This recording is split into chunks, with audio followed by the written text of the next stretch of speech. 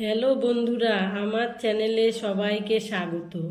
আজ আমি আরেকটি নতুন রেসিপি নিয়ে চলে এসেছি। প্লিজ আপনারা প্রথম থেকে শেষ পর্যন্ত দেখবেন আর লাইক, শেয়ার, কমেন্ট এবং সাবস্ক্রাইব করবেন। আজ আমি দেখাবো কাতলা মাছের কালিয়া রেসিপি।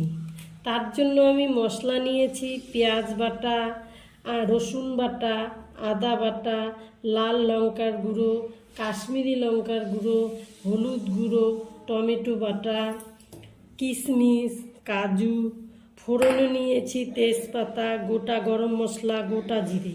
আমি তার জন্য কাতলা মাছের টুকরোগুলোকে ভালো করে ধুয়ে রেখেছি। এখন তাতে লবণ,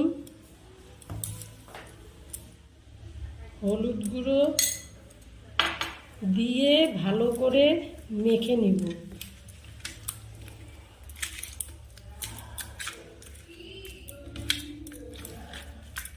এবার 20 মিনিট ঢেকে রাখবো। কড়াইতে তেল দিয়ে দিলাম। তেল গরম হয়ে গেছে, মাছগুলো সব ভেজে নেব।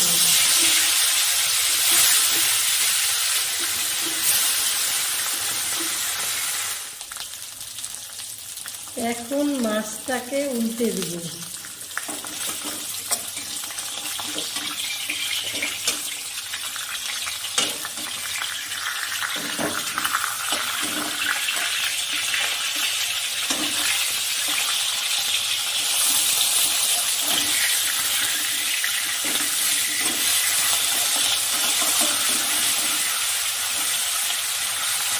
মাছগুলো ভাজা হয়ে গেছে, এখন তুলে নেব।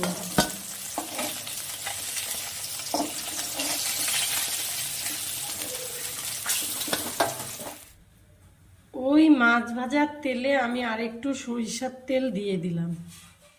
ফোড়নে দিচ্ছি গোটা গরম মশলা, গোটা জিরে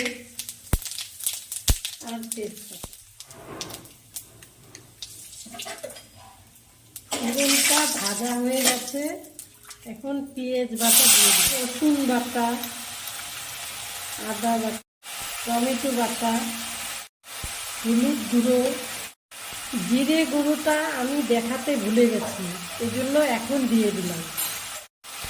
লঙ্কা গুঁড়ো, কাশ্মীরি লঙ্কা গুঁড়ো, পরিমাণ মতো লবণ।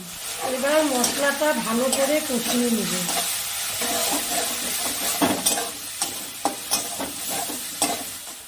সামান্য পরিমাণ জল দিয়ে মশলাটাকে আরো ভালো করে কষিয়ে নেব। মশলাটা আমার ভালো করে কষানো হয়ে গেছে, এখন আমি এখানে একটু মিষ্টি দিয়ে দিলাম, কাজু কিশমিশটাও দিয়ে দিলাম। এখন মশলাটা ভালো করে কষিয়ে নেব আবারও। এবার জল দিয়ে দিলাম।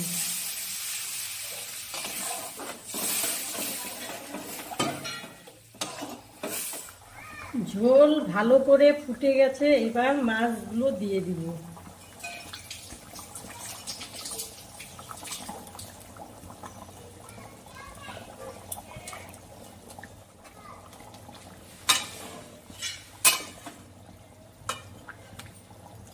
এবার 10 মিনিট ঢাকনা দিয়ে রাখবো।